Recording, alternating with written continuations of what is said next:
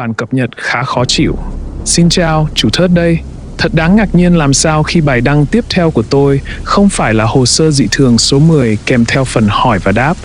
Tôi đã bắt đầu chép lại toàn bộ hồ sơ số 10, nhưng vẫn phải đợi thêm vài ngày nữa để các bạn có thể đăng những câu hỏi. Thứ mà tôi muốn chia sẻ với các bạn hôm nay là những gì tôi đã tìm thấy trong máy tính xách tay của bạn gái tôi. Sau đây là một đoạn ghi chú có thể xem như nhật ký của cô ấy. Không phải là điều hiếm khi tự hỏi hàng xóm của bạn dành thời gian của họ trong ngày để làm gì. Họ sẽ ở nhà và xem TV cả ngày ư? Hay họ sẽ ra ngoài vào ban đêm để đi quẩy banh nóc nhỉ?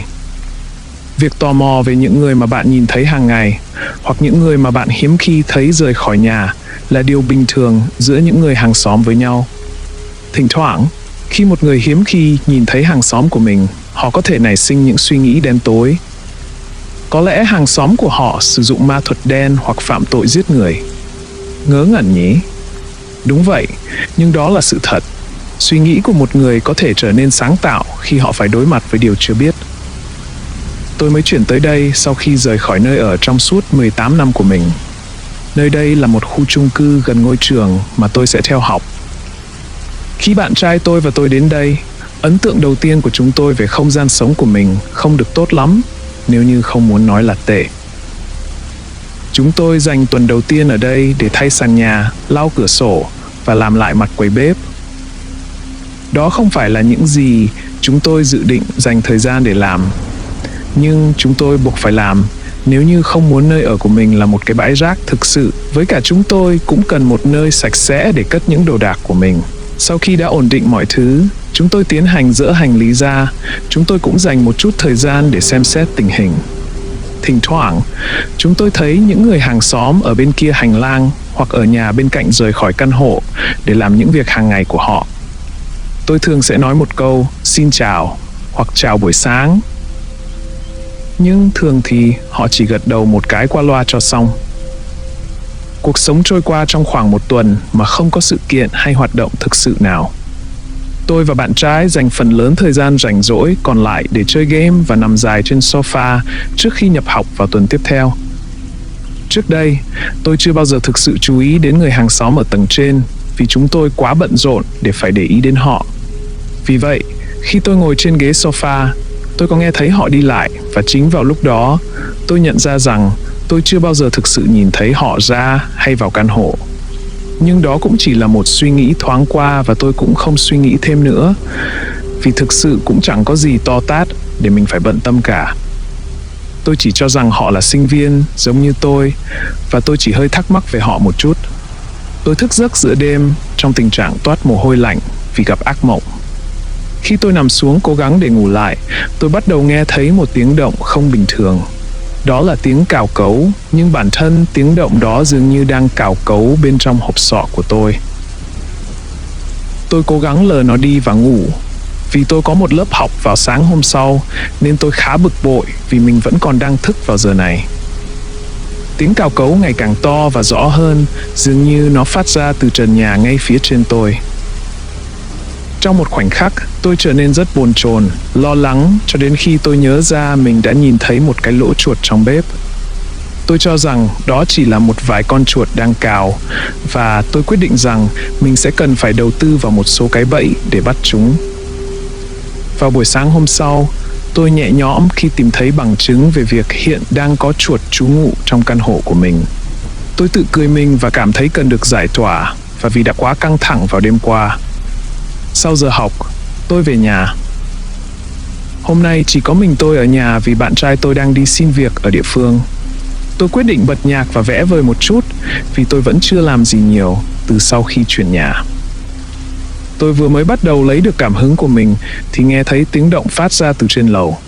Tiếng động khá nhỏ và không làm tôi khó chịu đến mức phải bật nhạc to hơn. Tiếng động nhỏ phát ra từ tầng trên khiến tôi giật mình lần thứ hai vì nó dường như đã to hơn. Tôi lại lắng nghe trong khi vặn nhỏ nhạc lại và thở chậm hơn.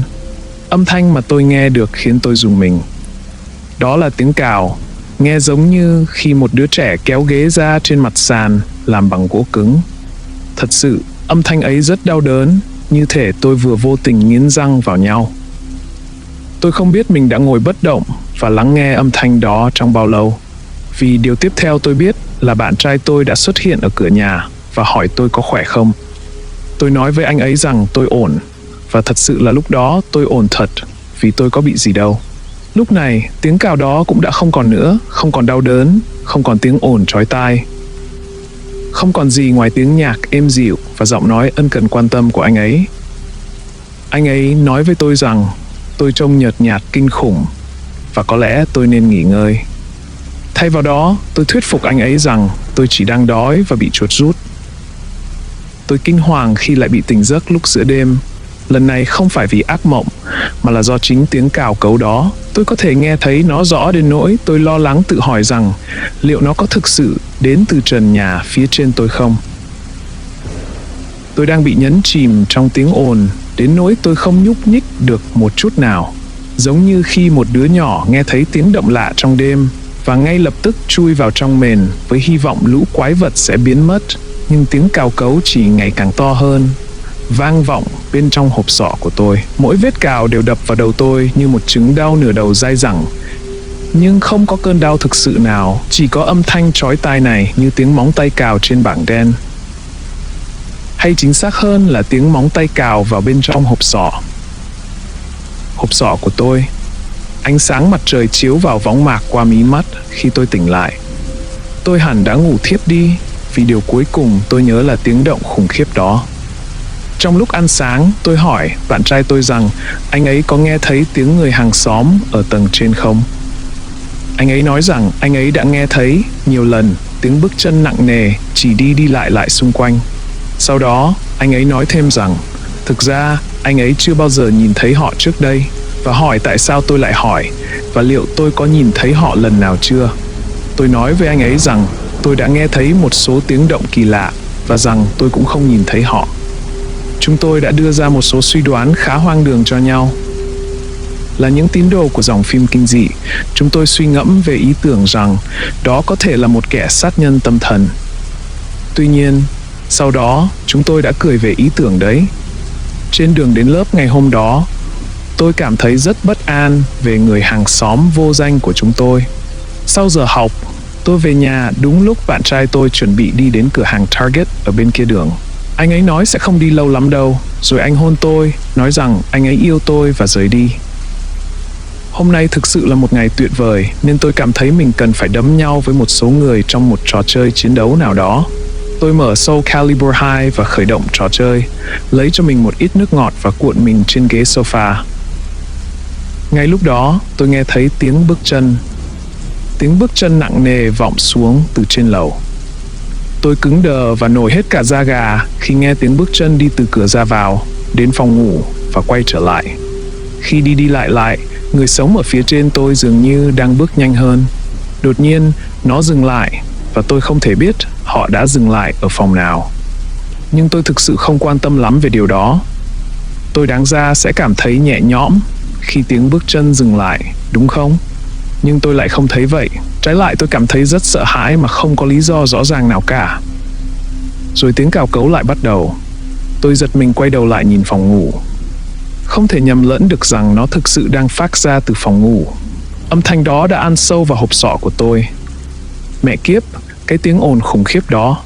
Tôi bật dậy khỏi ghế, quyết tâm tìm cho ra nguồn gốc của tiếng động và làm cho cái thứ chó má đó phải dừng lại. Tôi nhảy lên giường và bắt đầu đập mạnh vào trần nhà. Nó khiến tôi phát điên. Âm thanh đó thực sự khiến tôi phát điên. Rồi tay tôi bắt đầu đau nhói, và kể cả khi tiếng động thực sự đã dừng lại, tôi vẫn đang đập mạnh vào trần nhà. Tôi ngã vật xuống giường và bị đánh thức bởi bạn trai tôi hỏi đùa rằng tôi đã có một ngày tồi tệ hả? Tôi cố gắng cười và nói rằng chắc hẳn tôi đã rất mệt. Có vẻ như anh ấy không thực sự tin điều đó, nhưng anh cũng không hỏi bất kỳ câu hỏi nào khác. Vào bữa tối, tôi kể với anh ấy rằng khi anh ấy đi vắng, tôi nghe thấy tiếng cào kỳ lạ phát ra từ trên trần phòng ngủ. Tôi vô cùng nhẹ nhõm khi anh ấy nói với tôi rằng anh ấy cũng nghe thấy tiếng đó. Tôi đã nghĩ rằng có lẽ tôi bị điên. Vì vậy khi anh ấy nói thế, tôi quá vui mừng, như thể mình vừa mới thả được gánh nặng trên vai xuống. Bụi bẩn. Tôi bị đánh thức bởi cảm giác có bụi bẩn rơi nhẹ xuống mặt. Nó làm tôi giật mình mạnh đến mức khiến tôi bật dậy khỏi giường. Tôi xoa mặt và không cảm thấy gì cả. Tôi thở dài, nghĩ rằng mình thực sự sắp phát điên rồi. Khi nằm xuống, tôi nhìn lên trần nhà và bị đông cứng tại chỗ. Ngay phía trên tôi trong bóng tối, tôi có thể nhìn thấy 2 cái lỗ nhỏ. Trong những cái lỗ đó, tôi thấy ánh sáng lấp lánh của 2 con mắt sâu thẳm, đầy đe dọa đang nhìn chằm chằm vào tôi. Tiếng cào lại bắt đầu, nó vang lên in ỏi trong đầu tôi và to hơn bao giờ hết. Người hàng xóm ở tầng trên đang cào vào trần nhà, khiến cho những mảnh vụn rơi xuống mặt tôi. Tiếng cào, ôi mẹ kiếp những tiếng cào đó, nó khiến đầu tôi đau như búa bổ. Tôi không thể nghe thấy gì khác ngoài tiếng cào đó. Đôi mắt ấy nhìn qua những lỗ thủng đầy vết xước, nhìn thẳng vào mắt tôi. Tôi thức dậy khá muộn vào ngày hôm sau. Bạn trai tôi để lại cho tôi một tờ giấy nói rằng anh ấy có một cuộc phỏng vấn xin việc và đã mua cho tôi một ít thuốc cảm. Anh ấy giải thích rằng trông tôi có vẻ như ốm nặng rồi. Ngay lúc ấy, tôi mặc vội quần áo và lao ra khỏi cửa. Tôi đã chịu đủ rồi. Tôi xông lên cầu thang tới trước căn hộ chết tiệt đó và đập cửa. Không có tiếng trả lời. Tôi đập cửa lần nữa và giật mình khi lần này có nghe thấy tiếng trả lời. Nhưng không phải từ bên trong căn hộ, mà là từ phía sau tôi. Tôi quay lại và thấy một cô gái mảnh khảnh với mái tóc dài màu nâu sáng và đôi mắt nâu hỏi tôi đang làm gì. Tôi ngượng ngùng hỏi cô ấy có sống ở đây không, đồng thời cảm thấy mình thật ngốc nghếch. Cô ấy nói có và hỏi tôi liệu có chuyện gì không ổn không. Khi đã bình tĩnh lại, tôi quyết định hỏi cô ấy xem cô ấy có đang học ở trường nào trong khu vực không. Cô ấy mỉm cười và trả lời có. Cô ấy sẽ bắt đầu đi học sau vài tuần nữa. Hôm nay là ngày đầu tiên cô ấy chuyển đến căn hộ, ngay trên căn hộ của tôi. Giải thích một chút cho các bạn. Bạn gái tôi sẽ viết ra bất cứ điều gì đáng sợ hoặc đau buồn trong cuộc sống của cô ấy. Nếu cô ấy có một giấc mơ đáng sợ, nó đột nhiên sẽ trở thành một câu chuyện ngắn của cô ấy. Tâm trạng của cô ấy hơi đi xuống á.